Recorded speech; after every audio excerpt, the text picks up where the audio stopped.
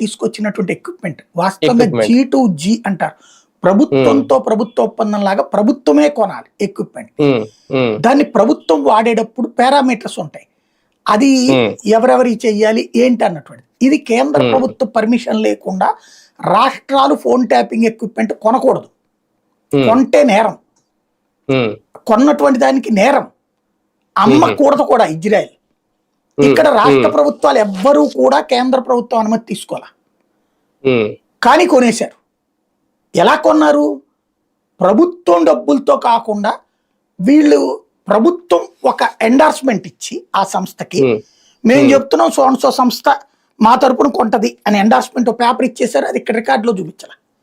వీళ్ళకి సన్నిహితులు ఎవరితో ఒకళ్ళతో డబ్బులు పెట్టించి కొనిపించేశారు. ఇవి ఎట్లాగుంటదంటే ఎంత డిష్ చుట్టూతా 2 కిలోమీటర్స్ రేడియస్ లో ఉన్నటువంటి ఫోన్స్ అన్నిటిని ట్యాప్ చేయొచ్చు. అప్పట్లో చంద్రబాబు గారిది ఇది వచ్చిన తర్వాత బయటకు వచ్చాక బయటపడ్డ అంశం ఏంటి? ఏదప్పుడు రేవంత్ రెడ్డి గొడవ వచ్చాక చంద్రబాబు గారి ఇంటికి 1 కిలోమీటర్ దూరంలో రోడ్డు రిపేర్ అని చెప్పేసి ఒక టెంట్ వేసుకుని ఉన్నారనమాట.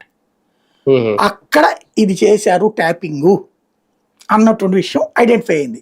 దానికి ఈ ఫోన్ ట్యాపింగ్ కంటే ఇది చాలా పవర్ఫుల్. శాటిలైట్ ఫోన్స్ కూడా ట్రాక్ చేస్తుంది. ఇది వాట్సాప్ కూడా ట్రాక్ చేస్తుంది. వాట్సాప్